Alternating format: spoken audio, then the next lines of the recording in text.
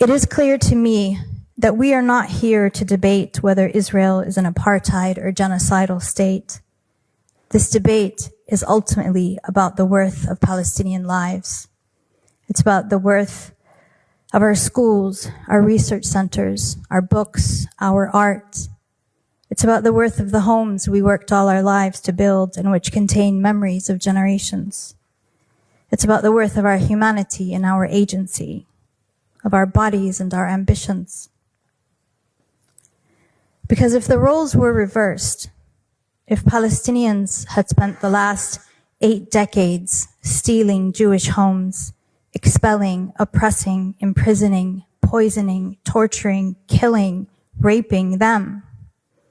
if Palestinians had killed an estimated 300,000 Jews in 1 year, targeted their journalists, their thinkers, their healthcare workers, their athletes, their artists, bombed every Israeli hospital, university, library, museum, cultural center, synagogue, and simultaneously set up an observation platform where citizens came to watch their slaughter as if a tourist attraction. If Palestinians had corralled them by the hundreds of thousands into flimsy tents, bombed them in so-called safe zones, burned them alive, cut off their food and water and medicine. If Palestinians made their children wander barefoot with empty pots, made them gather the flesh of their parents into plastic bags, bury their siblings, their cousins, their friends, made them sneak out from their tents at night to sleep on their parents' graves, made them pray for death,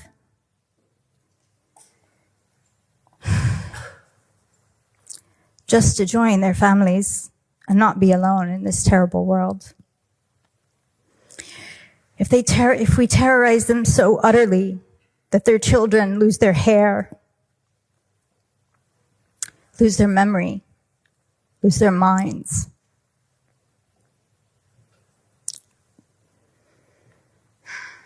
and made those as young as 4 and 5 die of heart attacks,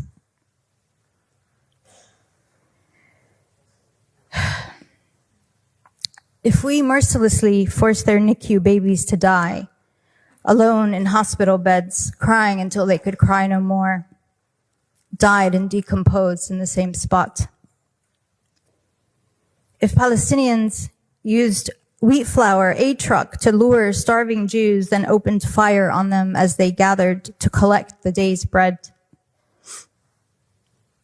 If Palestinians finally allowed a food delivery into a shelter with hungry Jews, then set fire to the entire shelter and aid truck before anyone could taste a bite of the food. If a Palestinian sniper bragged about blowing out 42 Jewish kneecaps in one day, as one Israeli soldier did in 2019,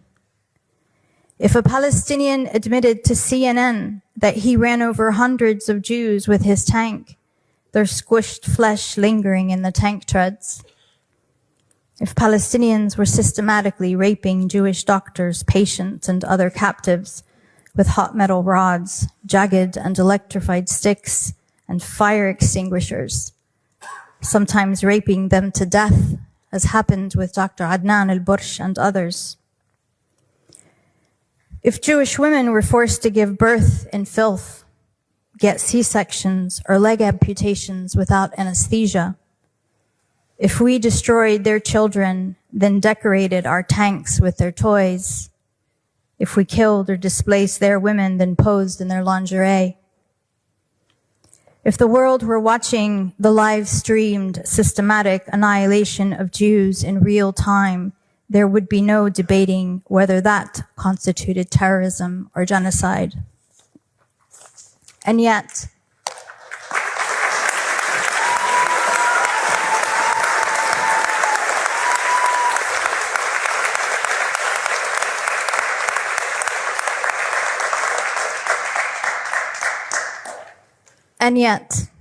two Palestinians, myself and Muhammad al-Kurd, showed up here to do just that, enduring the indignity